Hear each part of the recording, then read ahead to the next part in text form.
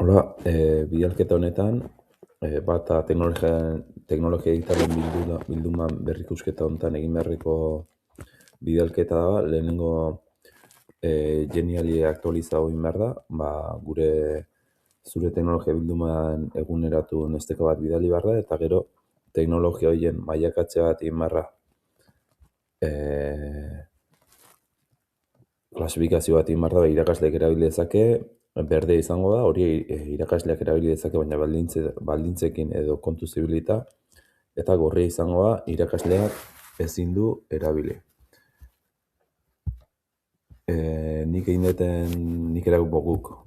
erabiltzen dituten aplikazioak hauek izango die, eskolak eskaintzen dizkigunak die Carbonio, Moodlea, Nextcloud eta gero HBospek, Moodleen dauden HBospek erabiltzen ditu. Carbonio erabiltzen dugu izkenen gure artean eskolako beste irakasle zuzendaritzekin harremanak izateko herramienta bezala. Moodlea erabiltzen dugu bertan gure modulun informazio guzti igotzen dugu bai erronkana, eta hortik lanak bidali eta egiteko, hori eta gero odeien dauzkegu gure artxibo danak, eskolako artxibo danak hor, eta bertan goratzen ditu eta bertatik lan egiten dugu. Hauek izango ziren, eta HBOSP, gero Moodleen txertatzen ditu bai imagenak, bai galdetegik, olako HBOSPekin erabiltzen ditu, eta hori dana ikusten ditunez, berden dare orduan. Horik erabiltzeko inolako problemaik ez dugu. Horik izango ziren eskolak eskaintzen dizkigunak.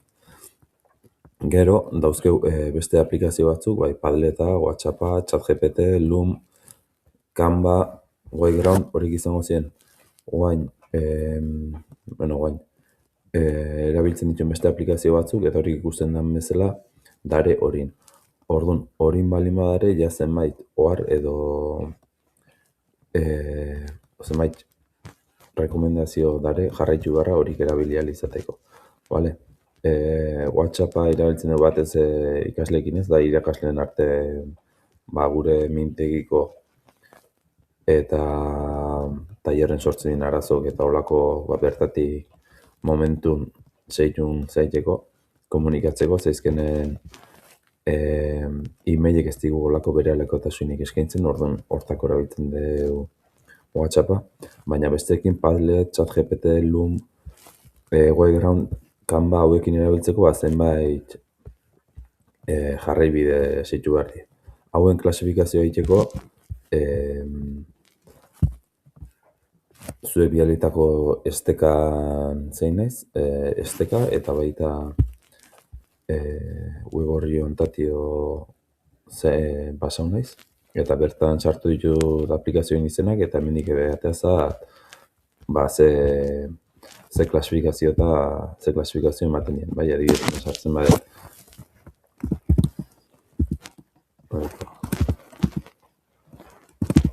WhatsAppa. Bai, hemen sartzen naiz, eta hemen esango dit, ze grautako zedapen bai. Emango dit, kasu honetan hori. Vale, bi aplikazio hauek, zuek emandako testu, Ministerio de Educación e Información Profesionalak emandako sailkapena eta web horri hontatik, hemen dut sailkapena, hemen dago zaizken izan ditut, berdek eta hori lortu ditut, eta guain baita artxibo hortan jartzen ditu, artxibotan jartzen ditut zenbait orientazio edo jarraibide horik erabili ahal izateko, bai.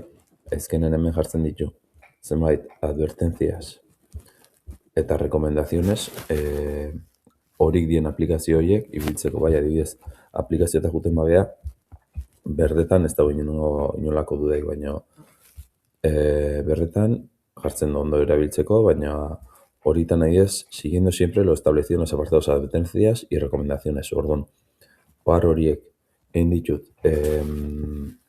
laburbildu ditut, oharrak eta gomendioetan, orduan, Euridaren aplikazioak erabiltzeko ze jarraibide ibili, ikastetxeak eskainitako aplikazioak erabili alde neurrian. Horik kasu hauetan ez die horik, orduan, beste aplikazioen egokitasuna ikete hartunarekin hitz egin beharko da. Igual beak beste aplikazio bat gomendatzen dizu, gauza berdin egin daikezuna. Zalantzako aplikazioetan datu administratiboen kudeaketarik ez egin, beti ikastetxeen aplikazioak erabili horretarako. Aplikazio segurua denean, hauen erabiltzaileak ikasle taldea bakarrik izango da. Ez seguruen kasuan, erabiltzaile ikasle taldea bakarrik izango da. Aplikazio hauek eginiko lanak ez ditugu aplikazio bertan gordeko, beti ikastetxeen hodeian gordeko ditugu. Guraso jakinaren gainean egotea komenigarria da. Irakaslea da gertatu egiteken arazoren baten arduraduna, eta gero ze gomendio jarraitu behar din, ikastetxeak ezin badigu antzekorik antzeko eskaintzen badigu lehenengo izango da hori erabiltzea. Datu pertsonalik sartu zalantzazko aplikazio hauetan, adin nagusien kasuan beraien ardurapean kudeatu daitezke datu pertsonalak, ikusiko du, baina hoena izango da ez sartzea. Ikasleek erabiltzeko garaian, anonimo bat mantentzea, goiti izenak, nahi duen izena jartzea.